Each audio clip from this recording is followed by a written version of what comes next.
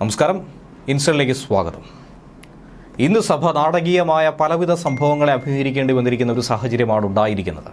പല രീതിയിൽ, പ്രധാനമായും ഇന്നത്തെ തലമുറ വിദ്യാർത്ഥികൾ ഏത് രീതിയിലാണ് മുന്നോട്ട് പോകുന്നത്, അവർക്കിടയിലുണ്ടാകുന്ന അക്രമവാസന, കൂടാതെ സമൂഹമാധ്യമങ്ങളും ഡിജിറ്റൽ മേഖലയും സിനിമ സീരിയൽ രംഗവുമൊക്കെ എങ്ങനെയാണ് അവരെ സ്വാധീനിക്കുന്നത് എന്നുള്ള കാര്യത്തെക്കുറിച്ചായിരുന്നു ഏറ്റവും പ്രധാനമായി ചർച്ച നടത്തിയത്. അതിനിടയിൽ മുഖ്യമന്ത്രിയും പ്രതിപക്ഷവും തമ്മിൽ കൊമ്പ് കോർത്ത ഒരു വാർത്ത അതുതന്നെയാണ് ഏറ്റവും ശ്രദ്ധേയമായി മാറിയിരിക്കുന്നത്.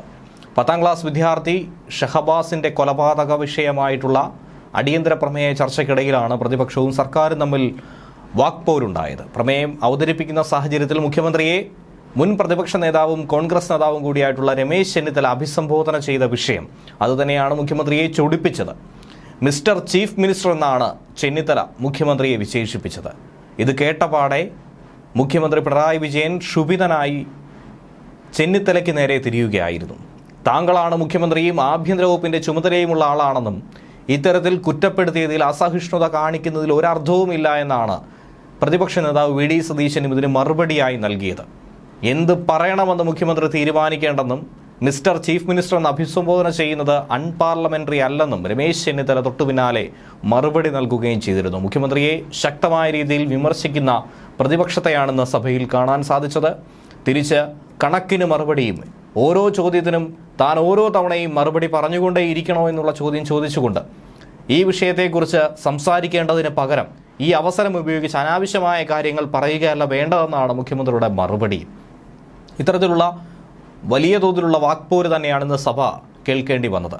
ഇതിനിടയിൽ മുഖ്യമന്ത്രി ഒരു സിനിമാ രംഗത്തെക്കുറിച്ചും അതിലെ ഒരു ഡയലോഗിനെ കുറിച്ചും അത് കുട്ടികൾക്കിടയിൽ സ്വാധീനം ചെലുത്തുന്നതിനെക്കുറിച്ചുമുള്ള ചില വിഷയങ്ങളും പരാമർശിക്കുകയുണ്ടായിരുന്നു. സഭയിലെ പ്രധാനപ്പെട്ട ചില ദൃശ്യങ്ങൾ കാണാം. പോലീസിന്റെ ഒരു റിപ്പോർട്ടിൽ തന്നെ പറഞ്ഞു, എടാ മോനെ എന്ന് വിളിക്കുന്നൊരു രംഗമില്ലേ സിനിമയിലെ ഒരു ആവേശം. അത് കണ്ടിട്ട് കുട്ടികള് ഇവിടെയുള്ള ചില റൗഡി ഗ്യാങ് തലവന്മാരോട് കൂടെ പോയി എന്ന് പറയുന്ന ഒരു പോലീസ് റിപ്പോർട്ട് ഞാൻ കണ്ടിരിക്കുന്നു. മിസ്റ്റർ ചീഫ് മിനിസ്റ്റർ, എന്ത് സന്ദേശമാണ് നിങ്ങൾ കേരളത്തിലെ ജനങ്ങൾക്ക് നൽകുന്നത്? ചെറുപ്പക്കാർക്ക് എന്ത് സന്ദേശമാണ് നിങ്ങൾ നൽകുന്നത്? സർ, ഇദ്ദേഹം ഈ മിസ്റ്റർ ചീഫ് മിനിസ്റ്റർ എന്ന് പറഞ്ഞിട്ട് കുറെ ചോദ്യങ്ങൾ ചോദിച്ചുകൊണ്ടിരിക്കുന്നുണ്ട്. ഈ ഓരോന്നിനും ഞാൻ ഇടക്കിടക്ക് ഉത്തരം പറഞ്ഞുകൊണ്ടിരിക്കണോ? വേണമെങ്കിൽ അതാകാം, അതാണ് ഉദ്ദേശിക്കുന്നതെങ്കിൽ. ഇപ്പൊ യൂത്തിന് എന്ത് സന്ദേശമാണ് നൽകുന്നത് പറഞ്ഞില്ലേ? യൂത്തിന് നൽകുന്ന ഈ സന്ദേശമാണോ നൽകേണ്ടത്? നിങ്ങളാണ് കേരളത്തിന്റെ മുഖ്യമന്ത്രി, നിങ്ങളാണ് കേരളത്തിന്റെ ആഭ്യന്തര വകുപ്പിന്റെ ചുമതലയുള്ളയാൾ. നിങ്ങളെ കുറ്റപ്പെടുത്തും. അതിനെന്തിനാണ് അങ്ങ് ഇത്ര അസഹിഷ്ണുത കാണിക്കുന്നത്? ഈ വിഷയത്തെക്കുറിച്ച് സംസാരിക്കുന്നതിന് പകരം ഈ അവസരം ഉപയോഗിച്ച് അനാവശ്യമായ കാര്യങ്ങൾ പറയല്ല വേണ്ടത്. തീർത്തും അനാവശ്യമായ കാര്യങ്ങളാണ് ഇവിടെ പറഞ്ഞുകൊണ്ടിരുന്നത്. മിസ്റ്റർ ചീഫ് മിനിസ്റ്റർ എന്ന് വിളിച്ചാൽ അൺപാർലമെന്ററി ഒന്നും അല്ല.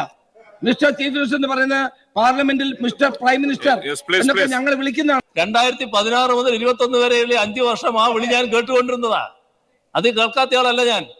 അത് പഠിപ്പിക്കാൻ ഈ അവസരം ഉപയോഗിക്കണ്ട. അതേസമയം മിസ്റ്റർ ഒപ്പോസിഷൻ ലീഡർ എന്ന് അഭിസംബോധന ചെയ്തുകൊണ്ട് KT ജലീൽ വി ഡി സതീശന് മറുപടി നൽകിയതിൽ വി ഡി സതീശൻ ജലീലിന് നന്ദി പറഞ്ഞുകൊണ്ടാണ് സഭയിൽ ചർച്ച ആരംഭിച്ചത്.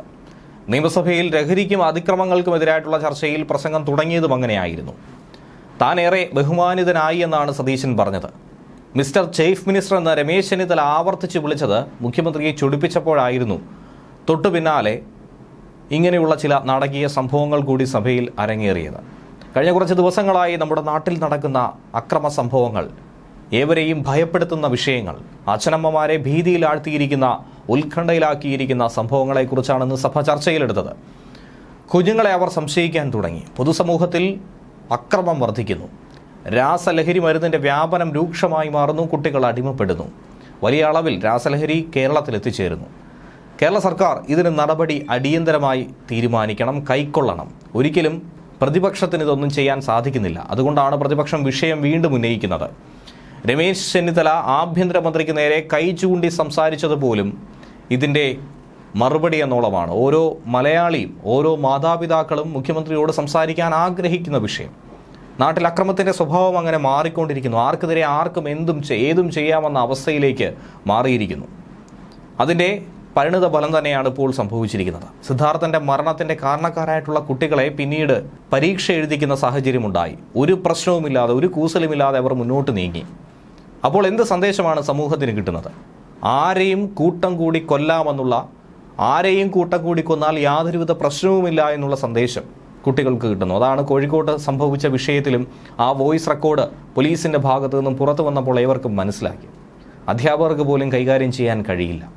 അപ്പോൾ എന്തും ആർക്കും ചെയ്യാമെന്നുള്ളതാണ്. അതിന് മുഖ്യമന്ത്രി തന്നെ ഉദാഹരണം കാണിക്കുന്നു. നവകേരള സദസ്സ് നടക്കുന്നതിനിടയിൽ ആളുകളുടെ പ്രതിഷേധിച്ചവരുടെ തലയടിച്ച് പൊട്ടിച്ചപ്പോൾ അവർക്കെതിരെ വധശ്രമത്തിന് പോലീസ് കേസെടുത്തു. രക്ഷാപ്രവർത്തനമെന്ന് മുഖ്യമന്ത്രി അതിനെ വിശേഷിപ്പിച്ചു. വധശ്രമത്തിന് കേസെടുത്ത കുറ്റവാളികൾ നടത്തിയത് രക്ഷാപ്രവർത്തനമാണെന്ന് പോലും മുഖ്യമന്ത്രി പറയുന്നു. അത് തന്നെ സമൂഹത്തിന് എന്ത് തരം സന്ദേശമാണ് നൽകുന്നത്? ഇത്തരത്തിൽ മോശകരമായ സന്ദേശം നൽകുന്ന മുഖ്യമന്ത്രി തന്നെ മാതൃകയായി മാറുമ്പോൾ സമൂഹത്തിന്റെ അവസ്ഥ എന്താകുമെന്നുള്ള ചോദ്യമാണ് പൊതുജനങ്ങൾ പോലും മനസ്സിൽ ഉരുവിടുന്നത്. ന്യൂസ് ഡെസ്ക് മലയാളി വാർത്ത ഇൻസൈറ്റ്.